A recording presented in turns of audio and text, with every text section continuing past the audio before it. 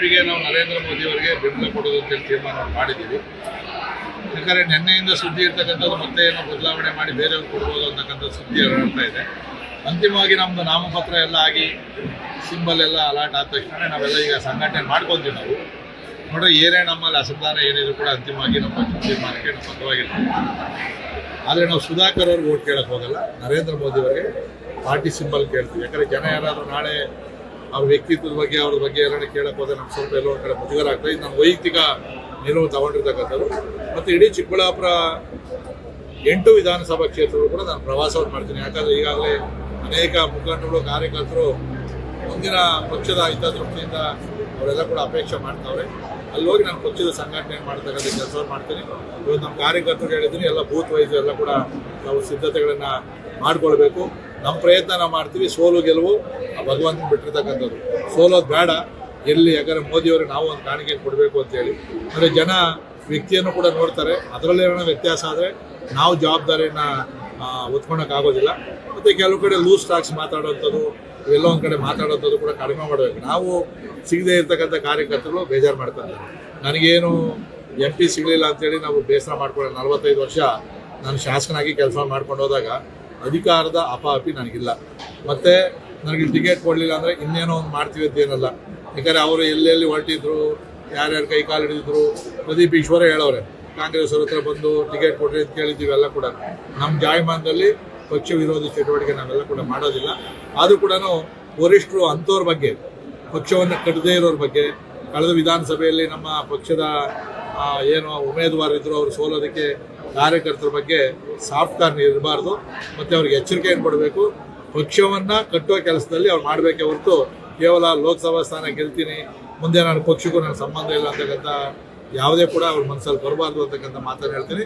ಸುಧಾಕರ್ ಅವ್ರು ಒಳ್ಳೇದಾಗಲಿ. ಸರ್, ಅಲೋಕ್ ಅವ್ರಿಗೆ ಟಿಕೆಟ್ ಕೈ ತಪ್ಪಲು ಪ್ರಮುಖ ಕಾರಣ ಏನು? ಸುಧಾಕರ್ ಅವರು ದೆಹಲಿ ನಾಯಕರ ಜೊತೆ ಉತ್ತಮ ಸಂಬಂಧ ಹೊಂದಿದ್ರು. ಇದೇ ಕಾರಣಕ್ಕೆ ಉತ್ತಮ ಸಂಬಂಧ ನಮ್ಮ ಸಂಬಂಧ ಇಲ್ವೇ?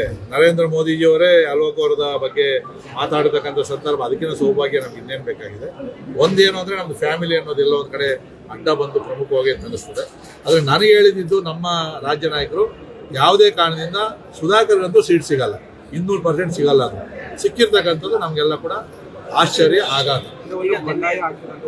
ಯಾರಿಲ್ಲ, ನಾನು ಹೇಳ್ದಲ್ಲ ಆಗಲಿ, ಯಾರನ್ನ ಬಂಡಾಯ ಸುದ್ದಿ ಹತ್ತಿರ ಬಡಿಗೆ ತಗೊಂಡು ನಾನೇ ಬಡಿತೀನಿ ಅಂತ ಹೇಳಿದ್ದೀನಿ. ಬಂಡಾಯ ಗಿಂಡಾಯ ನಮ್ಮಲ್ಲಿ ಇಲ್ಲೇ ಇಲ್ಲ, ಯಾವ ಎಲೆಕ್ಷನ್ನಲ್ಲಿಲ್ಲ. ಇಷ್ಟು ಸಣ್ಣ ಪುಟ್ಟ ಎಲೆಕ್ಷನ್ ಜಿಲ್ಲಾ ಪಂಚಾಯತಿ ಎಲ್ಲ ನಡೆಸಿದ್ವಲ್ಲ, ಆಗ ಟಿಕೆಟ್ ಕೊಡಲಿಲ್ಲ ಅಂದಾಗ ಯಾರು ಬಂಡಾಯ ಹಾಕ್ಲಿಲ್ಲ. ಸೊ ಅದನ್ನು ನಾವು ಇಡೀ ಯಲಹಂಕ ಕ್ಷೇತ್ರ ಬಿಜೆಪಿ ಹೆಂಗಿದ್ದೀವಿ ಅಂದರೆ ಒಂದು ಕುಟುಂಬದ ಸದಸ್ಯರಿರ್ತೀವಿ. ಸಣ್ಣ ಪುಟ್ಟ ಇದ್ರು ಕೂಡ ಸರ್ ಮಾಡ್ಕೊತೀವಿ. ಮತ್ತು ನಾವು ಏನು ಒಂದು ಮಾತಲ್ಲಿ ನಿಂತ್ಕೊಂತೀವೋ ಅದೇ ಪ್ರಕಾರ ಇರ್ತೀವಿ. ಯಾವುದು ಬಂಡಾಯ ಎಲ್ಲ ದಯವಿಟ್ಟು ಅದು ಯಾರು ಸೃಷ್ಟಿ ಮಾಡೋದು ಬೇಡ. ಮಾಡ್ಕೊ, ನಾನು ಹೋಗಲ್ಲ.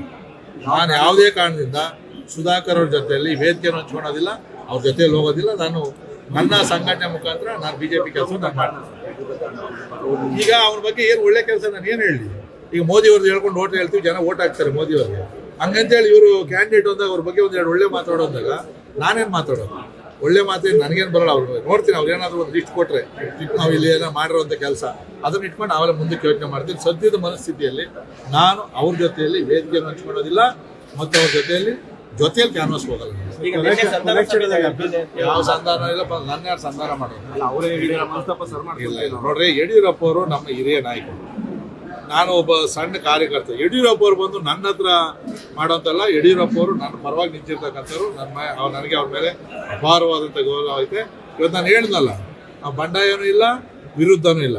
ನರೇಂದ್ರ ಮೋದಿ ಅವರು, ಬಿಜೆಪಿ, ಕಮಲ.